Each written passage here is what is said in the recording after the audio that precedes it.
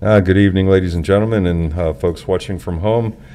Welcome to the Tuesday, August 12th Board of Supervisors meeting, Lower Paxton Township.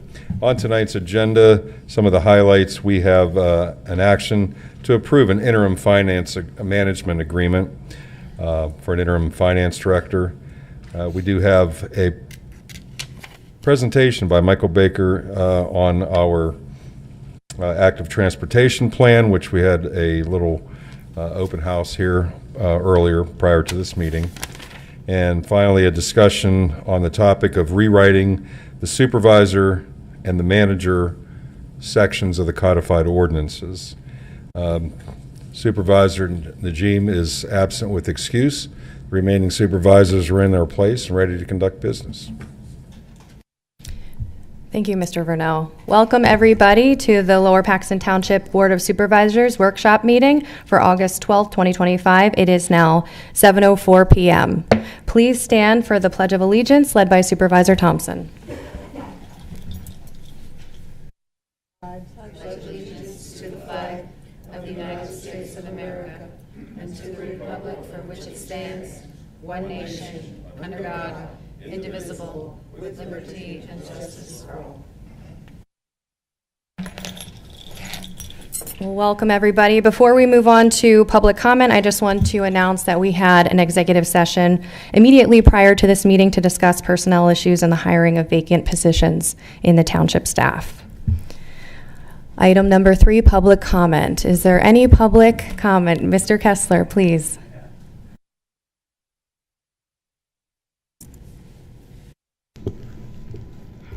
Good evening. I'll keep this short, I promise. I was on the website, PSAT's website, and I guess most everybody here, I know everybody's a member, but you utilize, hopefully, their data.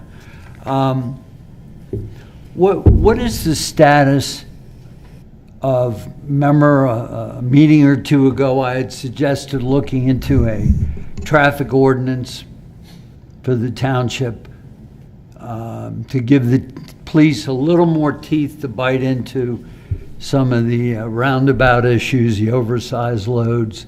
Has anything been done about that? Yeah, there has been a couple meetings, Mr. Kessler. I'll turn it over to Mr. Vernell to answer those questions.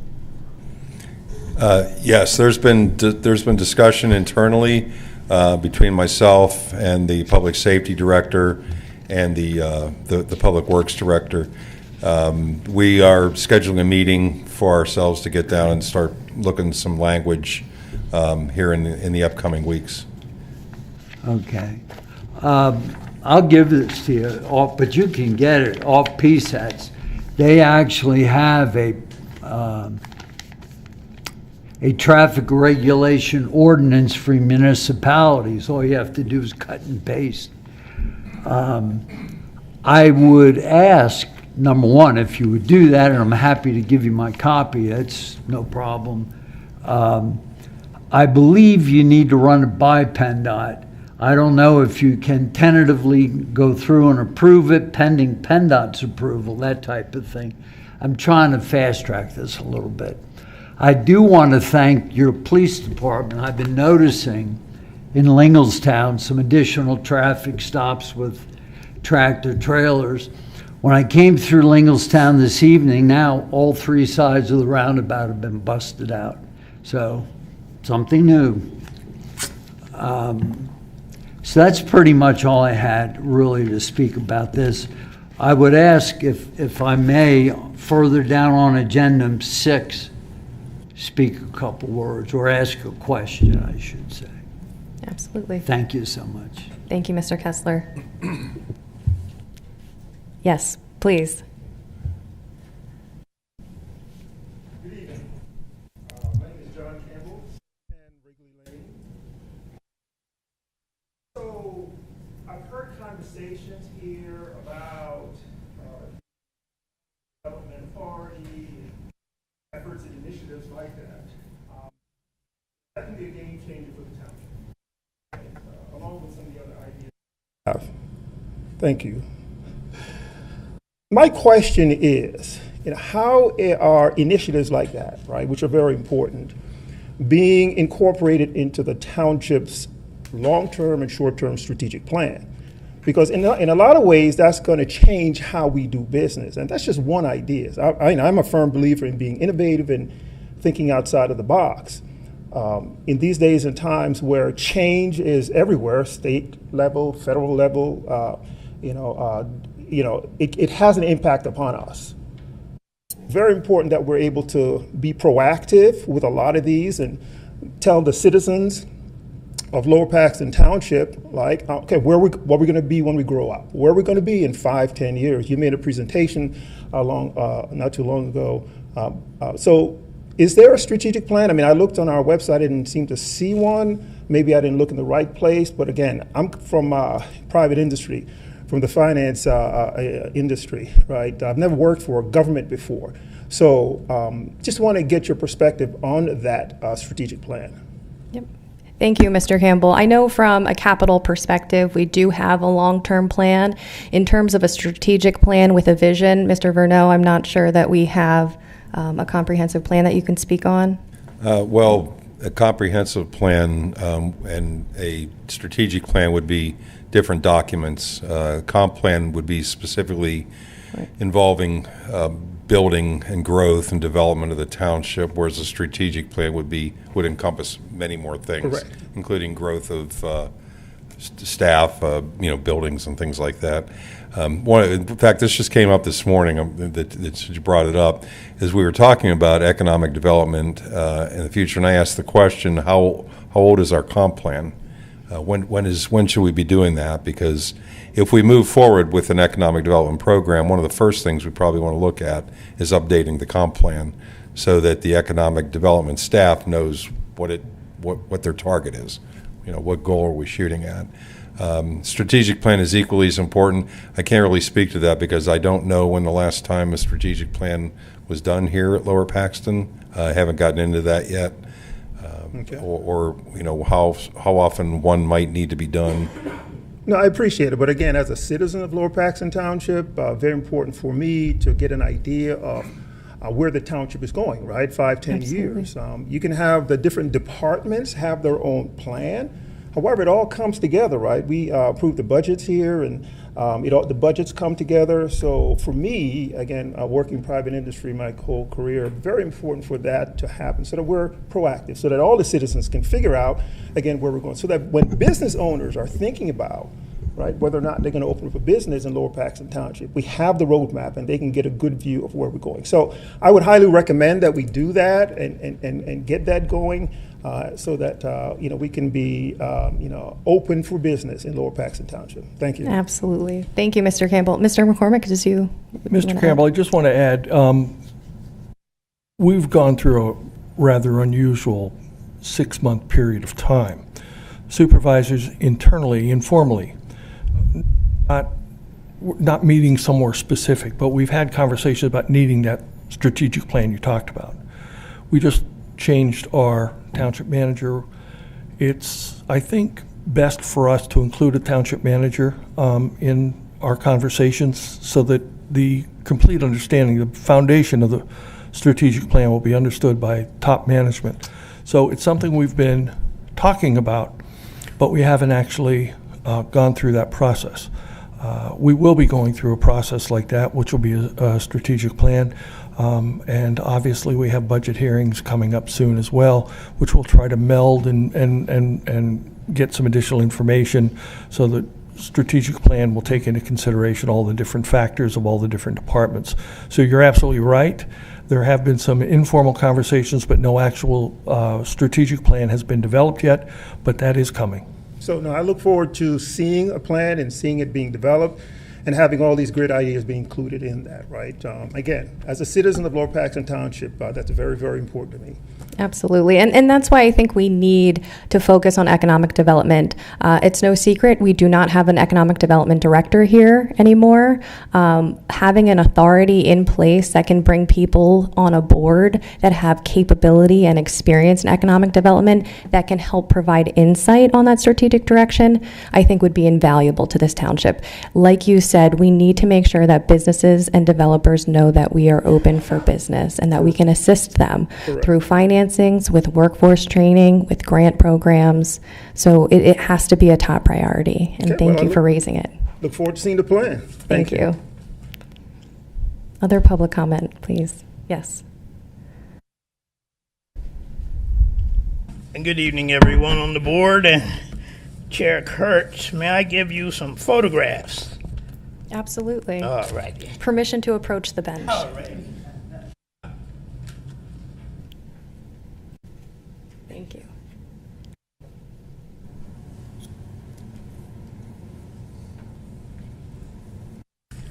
I'm Alvin Taylor. I live on 1062 Acre Drive, cul-de-sac, down there by the pond, Twin Lakes. I guess the larger one is right behind my home. This has been a crazy year with the water that comes off the Point Mall through those 48-inch 3 pipes. It elevates the pond and it comes down the road, and when the grate is filled up with debris, it runs over the yard and it adds to all of the water going down to that pond.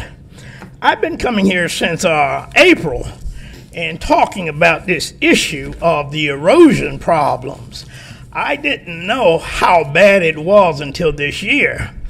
When I came here 2 years ago to do the addition on my house, we didn't get a variance, but they just said, well, you know, you're going to be in close proximity to the pipe on the right-of-way, a 15-foot offset up at the by the road. They required, but it was less than 9 when I measured it before I started the project. And down there where it comes out of the pipe, it's actually 19 feet there. The problem has been with the excessive rain we had last fall and this spring. The water has been coming down Acre Drive at such a horrendous pace, it has been eroding the banks where the water exits out of the pipe. And when they came down and they put the camera down the sewer and down the pipe, there was like I said, a live raccoon down there. They had to dig it out and stuff like that.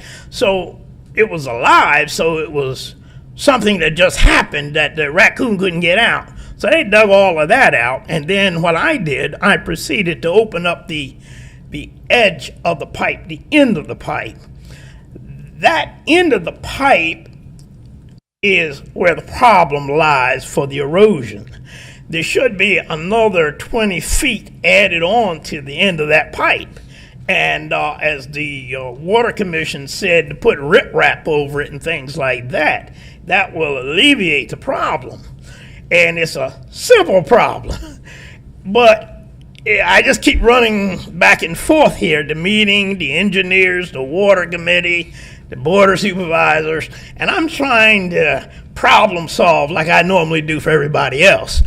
I want to know what, first of all, the email address. I didn't get that from the last meeting. I didn't get that yet, where I can send my video, because it seemed like they want a video, and I got it, but I don't know who to send it to.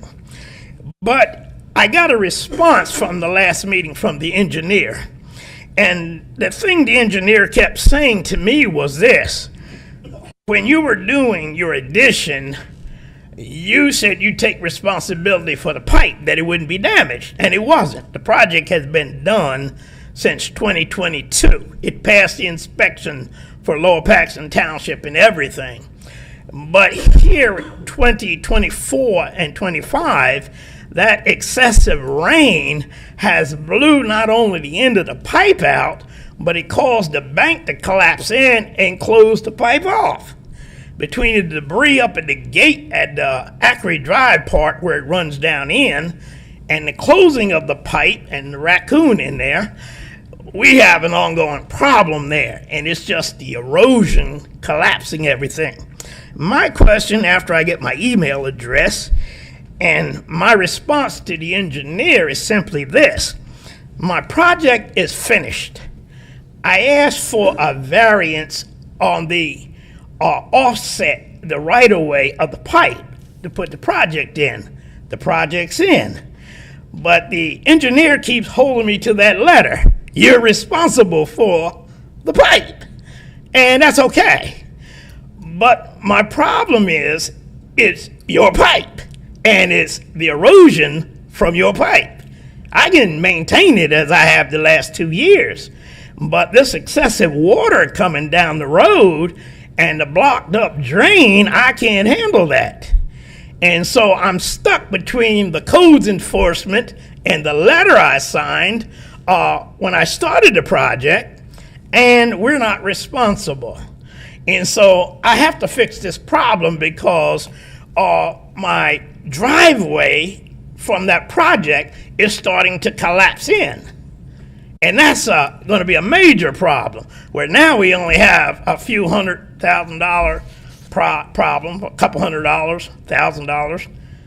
Well, now, if it collapses in, we're going to have a $20,000 problem. So I'm trying to alleviate this.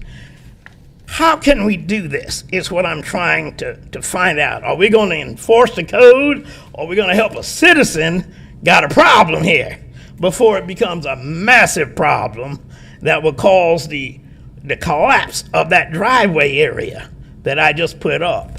This is away from the driveway area. It's, like I said, from the building itself is about 19 feet. And so this is just that pipe. And I don't know why the engineer keeps throwing up the letter that I wrote for the project and it's been finished. And so I want to know where we go from here. You know, if you want me to do the project, you know, are you going to hold me to a code like you're doing this letter?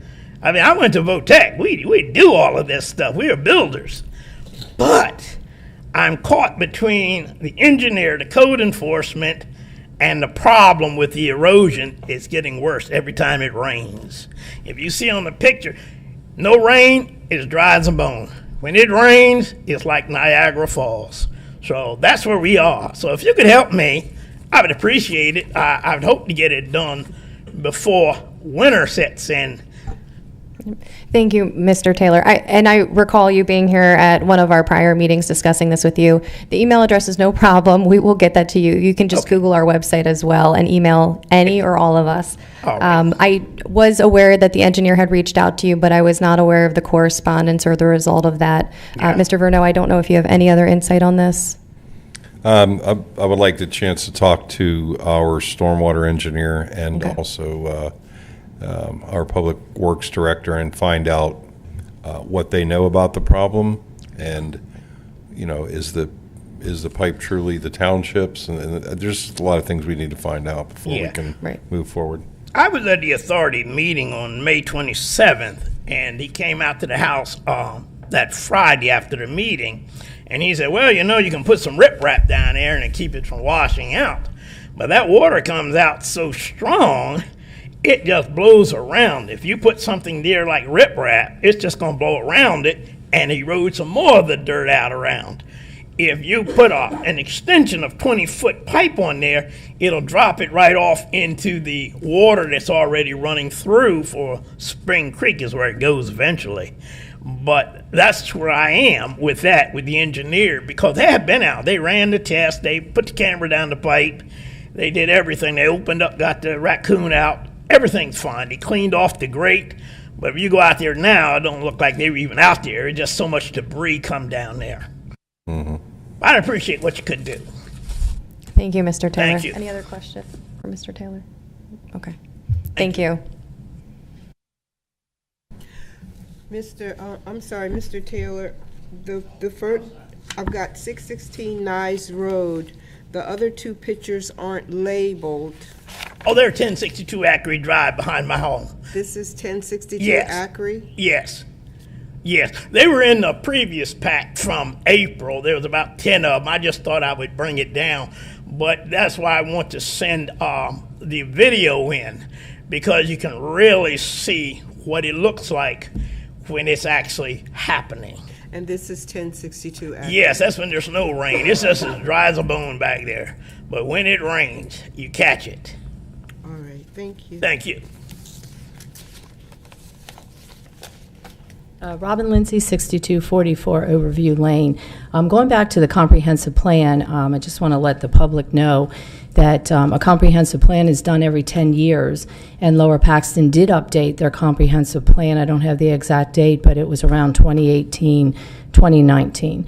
So just wanted to let you know that the comprehensive plan has been updated. Thank you, Mrs. Lindsay. Yes, Mr. Miller. Oh. I'll try to keep it brief. I wanted to thank the township. They came out, we talked about, giving a haircut to Goose Valley, some other roads. They did hit Goose Valley hard. There's more to do. Okay. But as Mr. Taylor said, it's been an unusual year. There's a lot of growth lately, and it's something that's hard to take care of. But, I'm concerned about the sight lines and the overgrowth. You're not able to get around the corner and see people, but they did a pretty good job. So I wanted to, Matt did a good job on that. But I will mention, I was over by Rutherford Road again when I go to the cemetery there to work. And, there's a broken culvert. It belongs to I checked with a former worker at PennDOT, a former supervisor of an area in another county, and that is PennDOT's. Same thing with the sidewalk from the apartments down to, I think it's Orchard, as you head back up the Locust Lane. It's in complete disrepair. I thought it'd be fixed by now or cleaned up. The kids are going to start walking to school. And I just, as the supervisors and everyone drives around, just be cognizant, look at this stuff, and you'll see that it starts to really, you're driving and focusing on what you're doing, but it starts to leap out at you as just total neglect and disregard to all the people and kids that live there. I'm not playing the kid card on this, but they're walking there. A lot of them walk. So the other item here was on these fire hydrants. I went out and I had to weed whack some more. It may take some spray. I guess Viola hasn't gotten the message that they are to maintain these. I'm not going to quote numbers, but I was told how many hydrants we have and that we actually pay a monthly maintenance fee on those hydrants. And it is absolutely staggering the amount of money. So I would think that some pressure should be brought to bear on Viola to get out there, clean up around the hydrants that aren't cleaned up so they can see, like the one was at Winthrop. They couldn't find it during the fire, for goodness sakes. And that's the one I'm focusing on. Again, I just did it Sunday. And we need to get markers on them. Some you just can't see, especially in the winter. I mean, I'm told that the township is responsible, so we buy the fiberglass ones we've been putting on and get them up and they look good. I mean, they look terrible. But I did know that we're paying a maintenance fee. So what do we get? We're just giving the money away. Huh? Yeah. And the other thing was back to, Verizon never came to my neighborhood to raise the line that the trash trucks are hitting. So again, foretold is forewarned. They rip them down. It's on Verizon. I'm not 99% sure it's Verizon line. I gave the address. I don't want to put it out publicly here, but I did call. They told me they'd be there in 4 hours. It's been over 4 weeks. And the same thing on Colonial Road down by Sheets and Winthrop. Those things are still hanging on those lines. There's a lot of tension, a lot of spring in those lines. So if one of them cracks, it's rotted, and it flips out into the road, then who's responsible? I just feel that PennDOT is not cleaning up their mess along Colonial, between Old Colonial and Goose Valley. That log is still laying there. And as with the comprehensive plan for all, for people walking and bike, people walk and bike there. Now you got a log laying there for like 2 years. Who is responsible? Or we're going to make the homeowner clean it up. It's in the PennDOT right away. If it falls onto your property from your neighbor, technically it's your deal. Your neighbor's a good guy and might clean it up, but that's not happening. So for the good of the order and all the stuff that's being done on sidewalks and curbs and everything, these people, I don't know how you can hold them accountable. You have to call and call. But I don't have that. I call. They ignore me. They ignore a lot of people. Viola's never called back about the kids painting the fire hydrants. I'm still waiting on that. It'll be next summer. It'll be too late. As Mr. Taylor said, it'll be too late. And I'll close out with Mr. Taylor. I had the same exact problem he's having in Susquehanna Township. And it washed out so much dirt that if the kids came out of the two houses in this one area, they'd fall into what I call the abyss. They came out, and what it was, they said it was in I don't know the construction area, but the increased amount of construction in your area with impermeable surface, who did what on their property, maybe without permission, the absorptive capacity is greatly reduced. I mean, it could be something that's just a greater volume of water, not just from the rain, but from, other construction. And it comes to a point, they extended the pipe into an area where it plopped into another area of water. It was simple, it was fast, and they came out, and, I'm not saying you have to run out there and do it. But this happened in another location in the township that I helped some people with, and I came over and privately spoke with some people here, and that was fixed also. The pipe was just too doggone small. In his situation, I'm sure it's probably the length of the pipe, where it simply dumps it in what we'll call the spillway of Spring Creek. I don't think he should be culpable for that. I mean, this is just all this water is coming from all these other people and all these other areas. I mean, the stuff that comes out of East Park, I mean, I saw that whole parking lot cave in.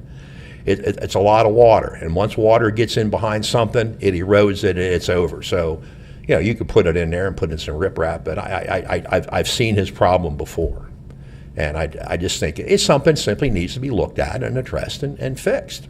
And I have great confidence in our Public Works Department in doing that, if that would be something they would do. Thank you. Thank you, Mr. Miller. Thank you. Mr. Lindsay. Good evening, members of the board. My name is Joe Lindsay, 6244 Overview Lane in Lower Paxton Township. I'd like to first ask the solicitor a question on the, I think it's the PFM salary study.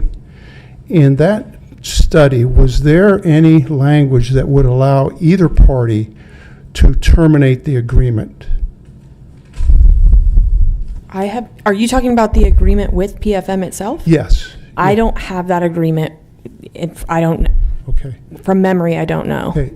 Does anybody else on the board know? I mean, I'm not going to talk about it. I just want to know if you do. If you don't, that's fine. That's fine. But I was at the last meeting, and I was not only angry, I was ashamed after listening to the study of results. And it wasn't that they didn't do their job. They did their job.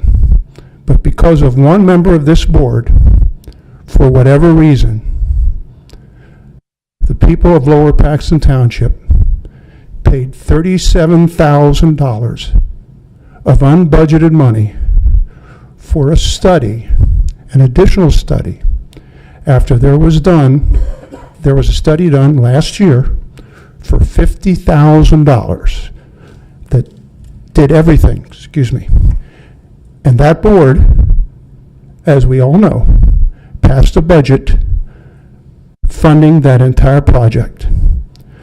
And this study that we just got finished with was for salaries.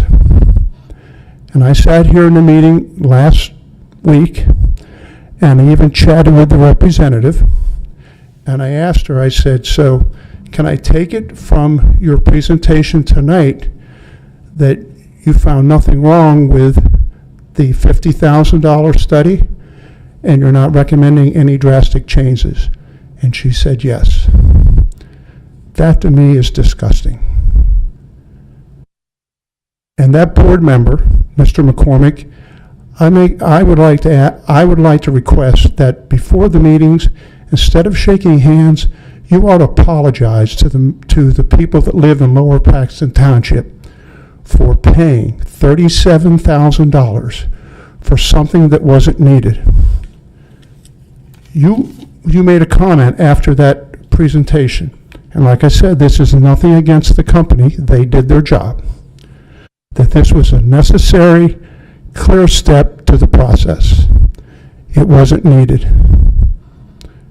I'm not going to go into what I think the motivation was for it, but it wasn't needed, and we wasted $37,000. And the people were, Mr. McCormick thanked them for doing the study, but the people that ought to be given the thanks should be our public safety director and our deputy fire chief of Lower Paxton Township, because for those of you at home, they developed the program that was approved by the Board of Supervisors and was confirmed by the study that was presented last week to this board. And we paid $37,000 for that confirmation. Thank you. Thank you, Mr. Lindsay. Is there any other public comment? Yes, please. If it please the board, my name is Julie Lober. I live at 18 Care Street. I'd like to have some clarification. A number of us are quite excited about the economic or redevelopment authority that is being considered, being formulated right now with this at this board. And I'm confused because the first thing that I heard mentioned was a redevelopment authority, and then I heard in a subsequent meeting an economic development authority. And one of them, as was pointed out, is from the Urban Redevelopment Law of 1945, and the other one was under the Pennsylvania Municipalities Planning Code of 1968, if I have that right. But they're two different things, two different goals. The municipal planning, I'm not telling you anything you don't know, establishes things like zoning commissions, and it gives the authority up to the township to create the authorities, and that's fine for economic development. And then I'm hearing redevelopment authority, which addresses in particular blight. And I'm confused which one is to be considered, and I might offer that we could consider maybe doing both. That the economic development is more appropriate to the Linglestown Road issue with all the development going out there. I don't know what the definition of blight is, but I think the Colonial Park Mall is awfully close to that. And maybe we need a redevelopment authority for that one. So if you could give some clarification to us, or is this still kind of nebulous, I'm fine with whatever you suggest. Thank you, Ms. Lober. So I was proposing, and I have always proposed, an economic development authority that's created under the Economic Development Financing Authority law. It's Title 73 under Purdon's. I can send you the exact site if you'll leave me your contact information. Okay. Essentially, a redevelopment authority created under the Urban Redevelopment Law, it can do the same thing. It can undertake the same financings, but it does require a blight designation. Under the Economic Development Financing Authority law, we do not require a blight determination unless you're doing very specific projects like tax increment financing. I think either authority could do what we needed to do in the township. The definition of blight, as I did mention last week, it's statutorily defined under the Urban Redevelopment Law, but essentially it's any property that's not being used to its highest and best value. It's a very broad and generic definition under current case law. So we probably do have buildings within the township that would meet that definition. I am proposing the Economic Development Financing Authority. I can send you information on both if you'd like to look at them, but it would really achieve the same objectives and purposes. In a very general sense, my rationale for going with an economic development authority as opposed to a redevelopment authority, conservative reading of the urban redevelopment law would require certain project proposals or plans that have to be undertaken, by a planning commission. So to give the authority and the township flexibility, and the township would have to approve before the authority could move forward on any type of project, I thought that the economic development financing law was more streamlined. But instead of taking up a lot of time during this meeting, I'll send you information, but this is exactly what we need to hear. We do need to focus on economic development. It really doesn't matter what that looks like, but it's an initiative that I think the township needs to pursue going forward. So thank you for your input. Thank you, Madam Chair. Yes. Any other public comment? Okay. Thank you, everybody. We do appreciate your input. Moving forward, is there any chair and board member comments? I do have a comment. So a couple of weeks ago, couple meetings ago, I mentioned my concern with the Tucker Hall legal invoice that I came across in terms of reviewing the check registers. And I've had a couple of emails back and forth with the interim township manager on that. One of the conclusions has been, because it wasn't made clear by the township manager at the time that the residents had an opportunity to ask legal questions, to ask the questions of the Tucker Hall attorney sitting in the audience. We weren't aware of that. I've gone over the minutes. So the interim manager has indicated to me that the questions can be asked. Send them to me in writing via email, and I will forward them to the interim township manager so that the questions that were going on around the appointment of Laura Kurtz can be addressed. We can get those questions answered finally. It's of a particular concern to me because I'm looking over the weekend at the agenda packet, which also included the zoning board minutes from June 25th. And we need to get the issue of how we vote when we are a board of 5 and we're sitting as 3. It has to be addressed. Has to. It's not moot. So there are a number of people who asked questions previously, I recall, but I want to make sure that I open this up to the public. There were a number of people here previously going through that process. I'm giving you the opportunity to send your questions in so we can get the issue addressed and hopefully finally settled.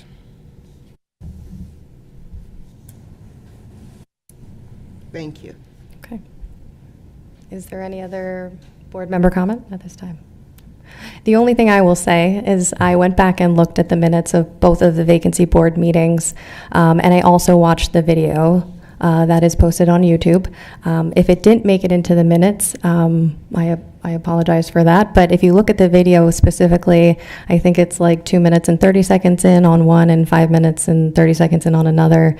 It is clearly referenced by Mr. Gottschall that there is an attorney from Tucker in the back of the room available to answer questions at those meetings. So please refer to those videos. But of course, if there are any questions, please refer them to Supervisor Thompson. We want to have them addressed. Thank you. All right, manager's report. Thank you. Just a couple of updates on our hiring efforts. We did choose. They've been meeting and interviewing code enforcement officer candidates. They do have a choice, and I believe we're going to make an offer to that person. Secondly, as you are aware, that we did have an opening for a clerk in the sewer department. According to the contract, one of the newly hired receptionists has the option of applying for that job if she wishes, and from all indications she is. So they did go through the list of resumes that they had from the last time we hired a receptionist, and none of them are available. None of the ones that they had wanted to interview then are available, so we're going to have to open up advertising again for a receptionist position. Thank you, Mr. Verneau.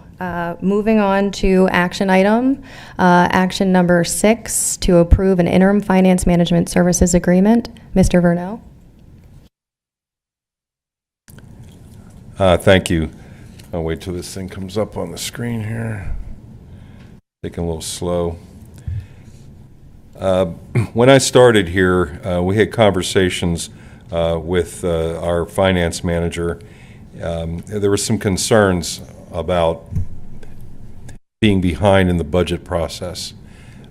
because she was pulling down two duties. She was the day-to-day finance department, plus trying to hold down the finance director's job.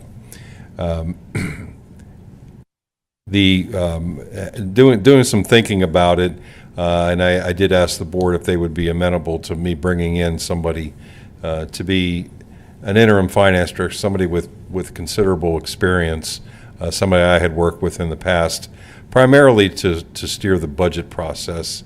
I believe our finance manager was doing a fine job with the day-to-day stuff, but there was a concern about the budget process staying on track.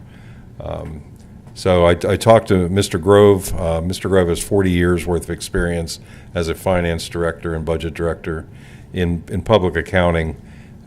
We did discuss, what he'd be willing to come on board for and for how long.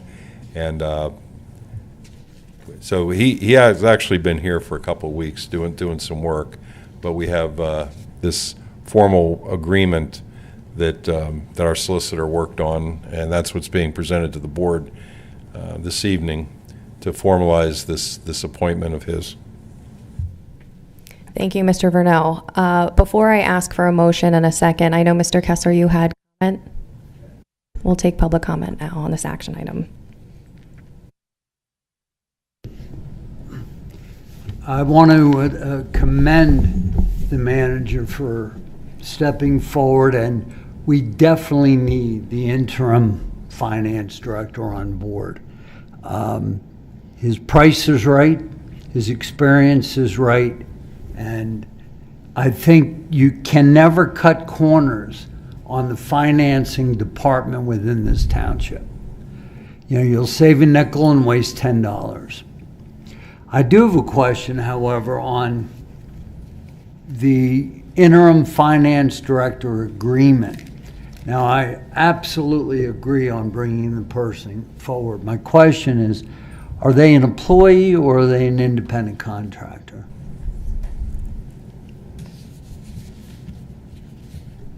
They are an employee under this contract. In other words, they'll receive a W-2 as opposed to a 1099. Okay, then I think you ought to reread the agreement. I don't think it's proper. I would only suggest under 5 tax liabilities, if they're an employee, you said they'll receive a W-2, right, not a 99? So you're going to take taxes out. Correct. Okay, well, it doesn't say that in this agreement. All I suggest, please read the agreement, make it make legally sense. I 100% support and agree hiring this person, bringing them on board. Hopefully they'll even stay longer. So once you get a permanent finance director, there's an overlap period of time as well. Don't shortchange running the finances. But I think this 2-page agreement has some contradictory language. Thank you. Thank you, Mr. Kessler. Is there any other comment? Solicitor Madden, could I just ask, are we comfortable, or would we rather like a second review and table for? If you want me to look at it again, I will. It's standard language that I use in both public and private sector. I'm comfortable with it. Okay. Mr. Vernell, any issue with tabling this item until next week, from your perspective? No, I don't believe so. I mean, I understand the language Mr. Kessler was talking about, and actually had the discussion with Mr. Grove about the language, because it would be more suitable for somebody who would be a contract employee who has to take care of their own taxes. But it's also a harmless clause. It doesn't cause the township any problems, nor does it cause Mr. Grove any problems. So I think it would be perfectly legal to adopt it the way it is. If you want to put it off, Mr. Grove's still going to be here. It's not like he's going to leave if he doesn't get this signature tonight. So, Could I ask a question? Do you have the contract, the agreement in front of you? yes. Okay, so I'm looking at compensation Such compensations shall be subject to applicable tax withholding and will be paid periodically in accordance with normal township payroll practices. So the tax withholding, that's us being responsible for withholding the taxes from his check? That's correct, like any other W-2 employee. Okay, and then in number 5, tax liabilities, the interim finance director is solely responsible for the tax liabilities and consequences to him that may result. So, is that a contradiction? That it's an addition rather than a contradiction. This would be, again, if he was receiving, if he did some contract work for us outside of his regular daily employment, then this clause would conclude that he actually has to take care of his own 1099 wages. So again, he's not doing any contract work for us, so there will be no additional pay or that we would be paying him for which he would be responsible for taxes. But again, it's not, the clause itself is harmless. It doesn't, if we were to happen to pay some 1099 payments to him, they would be covered by that clause. If you remove the clause, it does no harm. If you leave it in, it does no harm. Thank you. Okay. Well, I think based on the discussion that you're hearing from all of us, Mr. Taylor, would you like to provide public comment? Yes, please. Yes. I used to do contract work with Rutgers University the same way with a 1099. My question has to do with if the person is hired as an employee with a W-2, would mean if they were hired permanently, they would have seniority built in with that contract, or is this just an interim position with no seniority? And there also like a contradiction with if he has a contract while he's employed and it get a 1099, couldn't he just get a 1099 to start with and it'll cover all of it? No, because the difference is, and I don't want to get into a long dissertation on what 1099 employment means, but because the township sets his place of work, time of work, manner of work, he's a W-2 employee. The idea that he could provide contract labor to the township also in addition to his daily work. Let's say, for example, there was some kind of financial study that he may offer to do that on his own time at his own station, at home or whatever, which would be actual contract labor. That would be a 1099, which would be in conflict. It's not his W-2 or his daily work while he's here in this building working at the desk we provide, the computer we provide, and at the times we tell him to. My question as follow-up then would be, are you going to open this position up to the general public when it's time to do the permanent hiring, or is he being considered on a permanent basis after this interim? This position has been in the public since at least June. We have already gone through a pile of resumes. We've already interviewed the candidates, and we already have people that we're getting ready to do a background check on. So, and he's not one of them. He's not interested in permanent employment. Okay. He was happily retired like I was, and I dragged him out of it. Okay, thank you. Thank you, Mr. Taylor. Is there any other public comment? Yeah, again, John Campbell, 710 Wrigley Lane. I would just say, 710 Wrigley Lane. Just get rid of the clause 5, just to make it clean, because if you have an employee and that employee does contract work on the side as well, to me, it's a conflict. Right? It's a conflict of interest. And you're either an employee or you're not an employee. To hire, again, I'm just thinking about my experience in the financial services industry. That would never happen. We would never hire somebody, one of our employees, to do contract work on the side. So, I would suggest, to make it clean, just get rid of that, number 5, and to make this person wholly an employee working for us. with no other conflicts. Thank you, Mr. Campbell. Any other board discussion on this item? Okay, I think all of us support bringing on an interim finance director. Rick is a wonderful finance director. He has incredible experience. But my recommendation would be just to clean this up. We'll take action next week. So I will make a motion to table this. Is there a second? Second. All those in favor, say aye. Aye. Aye. Any opposed? No. One opposition. Okay, motion carries.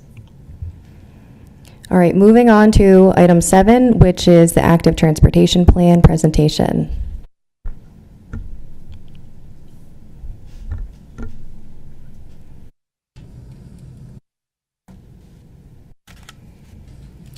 Okay, good evening. My name is Brian Funkhauser. I'm a project manager with Michael Baker International, and we were hired by the township several months ago to help facilitate the creation of an active transportation plan for Lower Paxton. I'm looking at tonight's agenda item as more of a briefing as opposed to a presentation.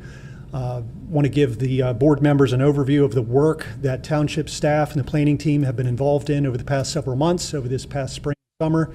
And we will be coming back before the board here later this year with a final draft plan for your consideration. Just have a couple slides tonight to help organize the overview.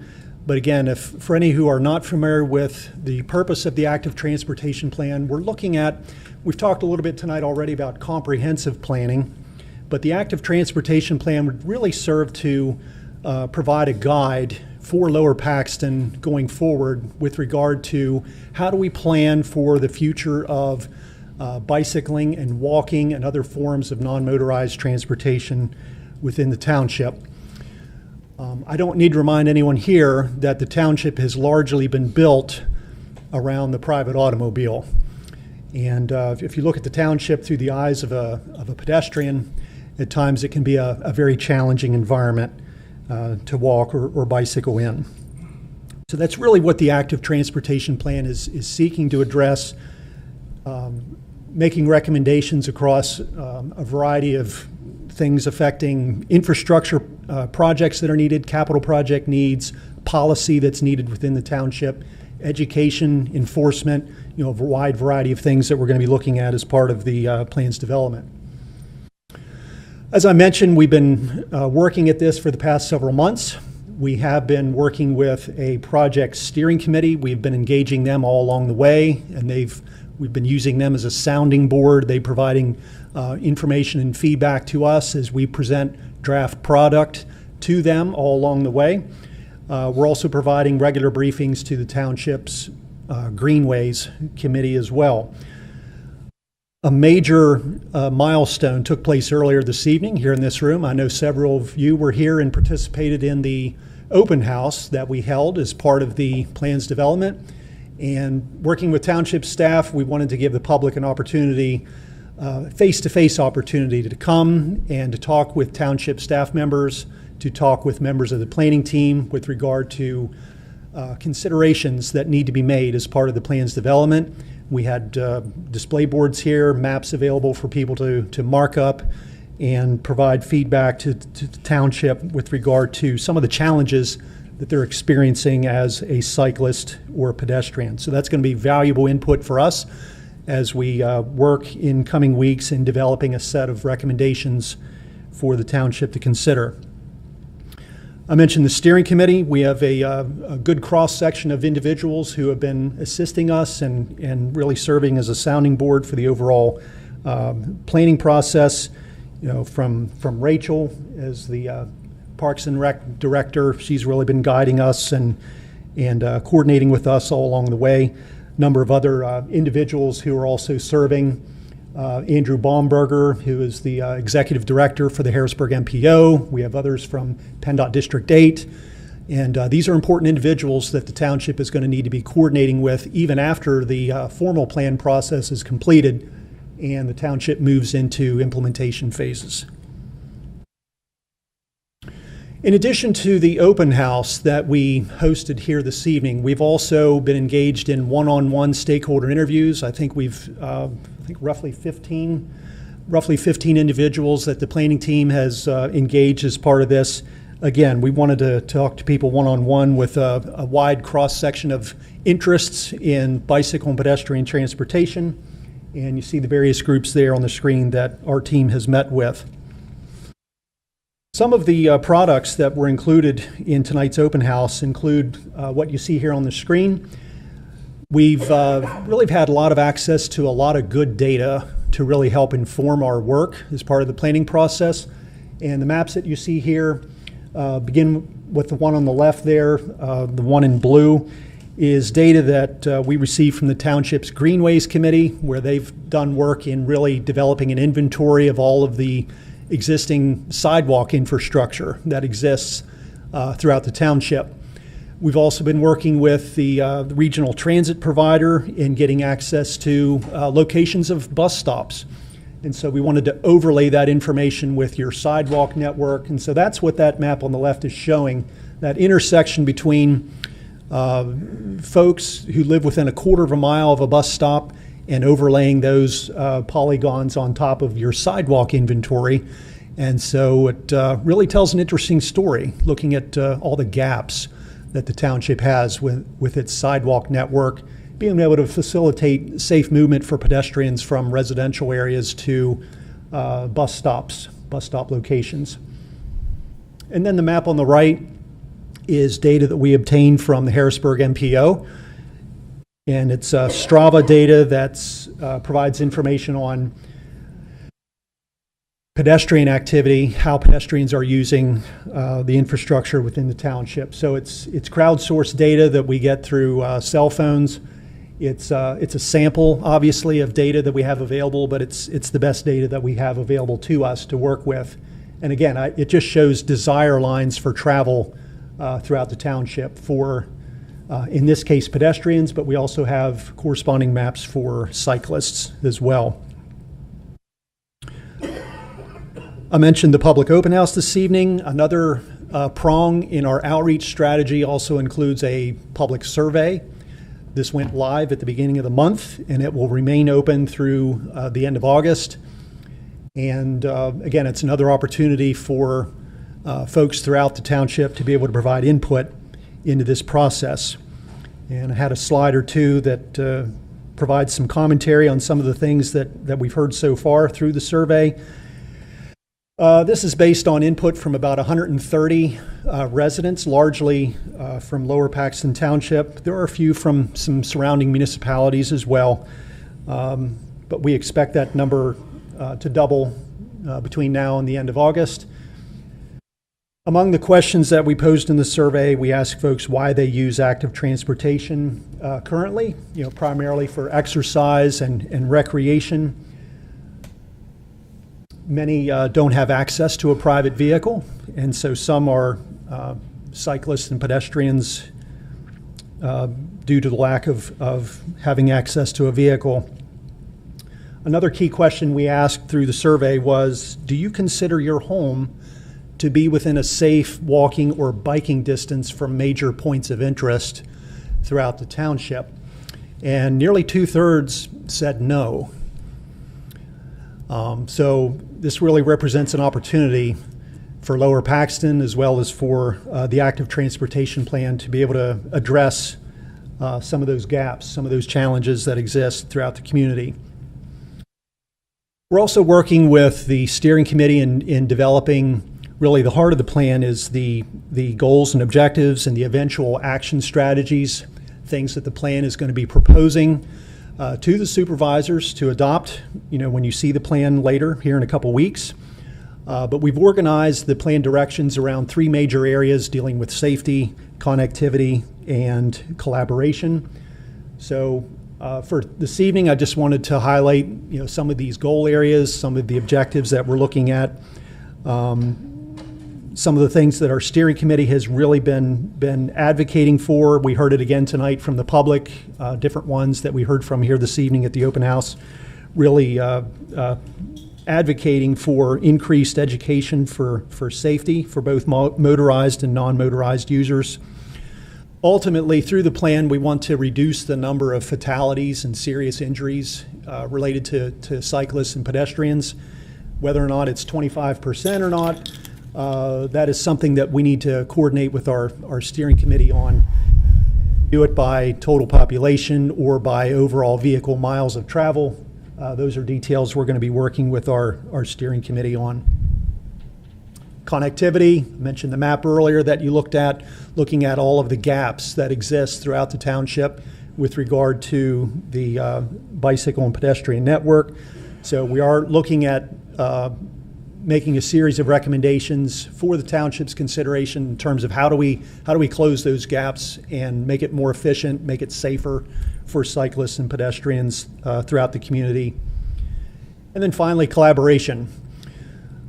This is something that Lower Paxton Township is not going to be able to implement on its own. It's going to require collaboration with other partners. I mentioned PennDOT earlier, maybe even surrounding municipalities, Department of Community and Economic Development, and others that the township is going to be needing to collaborate with.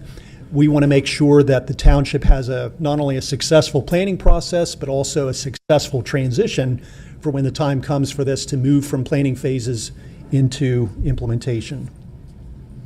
And then finally, I'll just wrap up with a couple words on the path forward. We're going to be busy here over the next several days and weeks really summarizing the results of what we heard tonight. We had about 20 people, 20 to 25, who came from the public this evening to our open house. We felt like that was good attendance. The input was constructive. And so we're looking forward to going back and really summarizing everything that we heard this evening. Public input is still coming in through the survey, so we're going to be summarizing that as well. And our challenge is going to be translating what we've heard into something that's actionable for the township. We want to come before the board later on and say, this is what we've heard from your constituents. These are our proposals for how we are recommending these challenges be addressed. So we will be busy working on a set of action strategies, working with township staff, the steering committee to get those honed and finalized and ready for your consideration here later this year.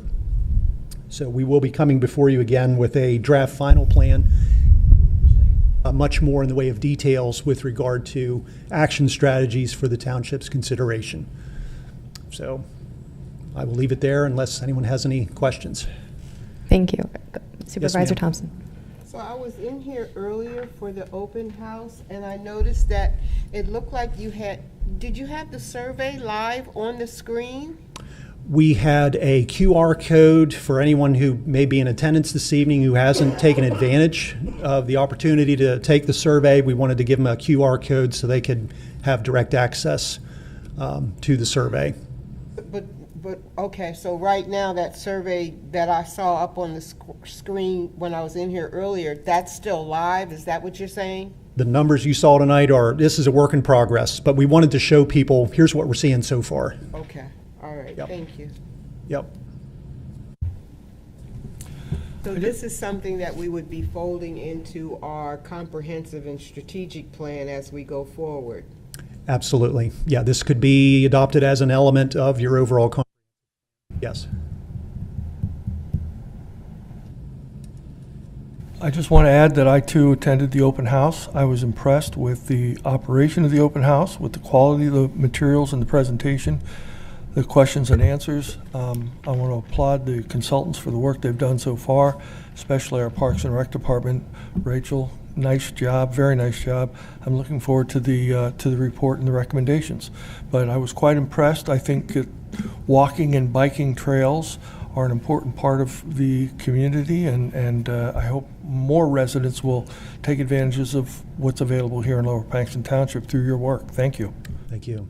Thank you. A lot of interest and a lot of excitement that we heard tonight. Great. Can I just, the survey is available on our website and it's open until August 31st. Is that correct? That's correct. Okay. Please, everybody visit the website, provide your feedback. We really need it. And I'll echo both Supervisor Thompson and McCormick's comments. It was really wonderful to see all of our residents in here marking up the maps by hand with markers, pen, citing their questions and concerns. So thank you for doing that and for being here. It was really valuable. Appreciate it. Any input from the public? Any questions? Thank you for your time. Mr. Miller, what do you think so far? Good. No, I think it's really important that we had a good, big discussion as you plan ahead. This whole township, I've said before, you know how big it is, where everything is going to be, what your densities are based on the excellent job they did on going back and going wrong rezoning. So, but you have, as the Foster has said, though, we need some very safe north, south, east, west corridors. Goose Valley could be one. You have the Greenway to consider, and putting all these entities together in a collaborative manner. And I will mention Mr. Eric here. We talk about, construction things and dirt, but a lot of these places, there's going to be the time when, as you're moving stuff around this township, if you define the pathways, or because it's a DEP thing along Nyes and these other roads, you'll have a place to deposit dirt, materials, and stone, which is going to save you a lot of money. But it'll have to be something you have to have a vision for, and guidelines, so that this vision might happen in the next 15, 20 years. It's not going to happen overnight. It's not the hardest part, and I'll end with this, is getting those locations for these walkways and paths done now. And that involves litigation, it involves DEP, it involves PennDOT. They have to get together and figure it out. The rest then will fall into place rather easily. As I alluded to the fact with the right-of-ways and PennDOT, can't even ride a bike on Colonial Road because of these problems. And so we have current issues to deal with and future planning. But I think it's an excellent plan. It has to be done. And cities, Public Works, they're all really good about knocking some of these things out as we move through. I've seen the township report things happen in an Thank you. Thank you, Mr. Miller. All right, moving on to item number 8, which is discussion on the topic of rewriting the supervisor and manager ordinance.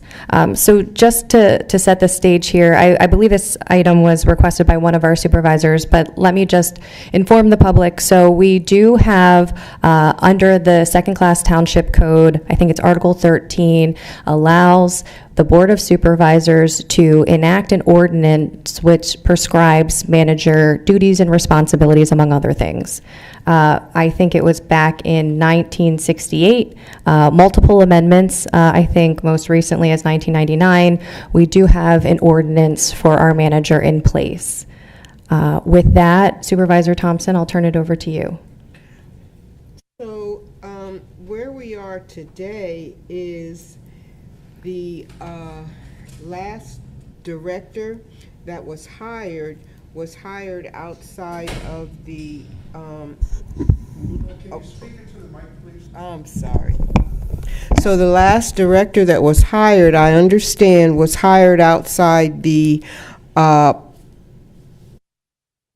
practice that has been followed for the last over 20 years.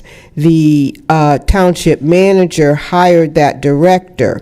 What I understand happened for over 20 years prior to the hiring of that director was that the board hired the directors.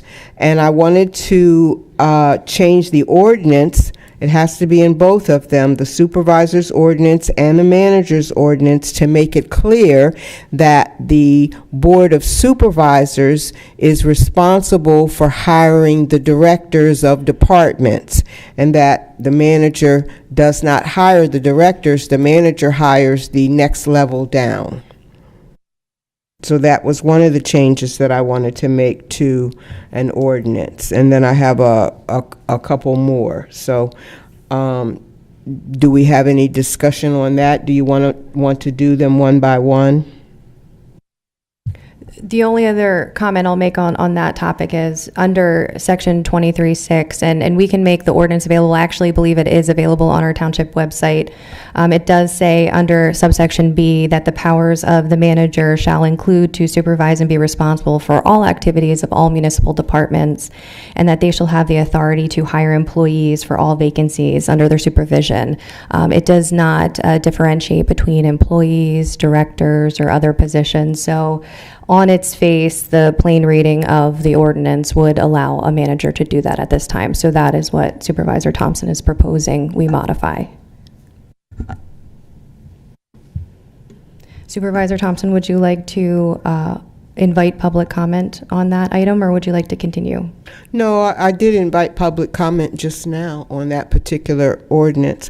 I wanted to, the point that I was making earlier was that it's been done as a practice for over 20 years, and I thought, well, we need to go ahead and get the practice codified and make it the policy.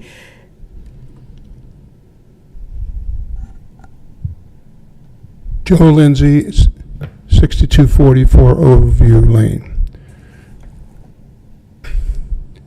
This needs to be changed. In my opinion, the biggest problem we've had in the past 7 years was a manager that did everything that he could do, even without the board's knowledge or approval. And there's no reason for that. The manager works for the Board of Supervisors, but we had a climate for the last couple of years where it was the tail wagging the dog in this township.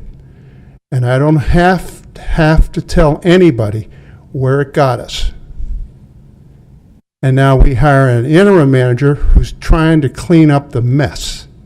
And it is a mess. So I, as a citizen, would strongly recommend the language be changed that says that the Board of Supervisors approves the hiring of all directors and let the manager hire other employees. I think that's only proper. Your directors are your higher level supervisors, and they should come before the Board of Supervisors because they're going to be your leaders underneath you. And you need to have a resume in front of you, and you need to have a face in front of you, and you need to have the opportunity to decide who's going to be placed in those positions. Thank you very much. Thank you, Mr. Lindsay. Does anybody else want to make comment on that point? Great, thank you. Supervisor Thompson?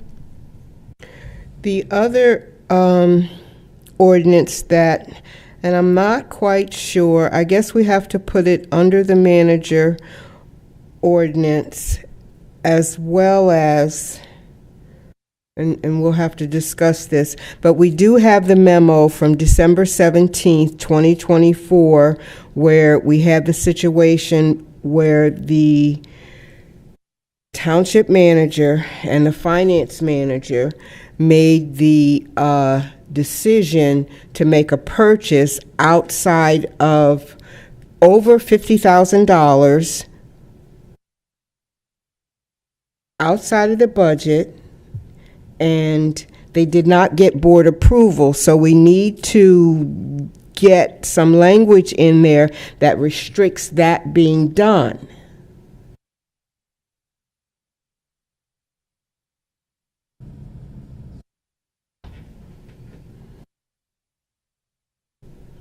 I provided you with a copy of that December 17th, 24 memo from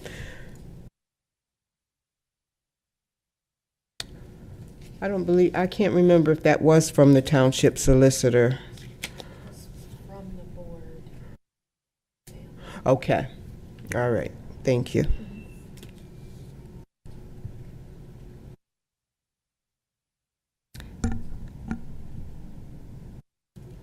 Thank you, Supervisor Thompson. Are there any other issues you'd like to address? The last one, this is going to be new, and I guess I don't quite know where to put this, but it may also relate to the 50K.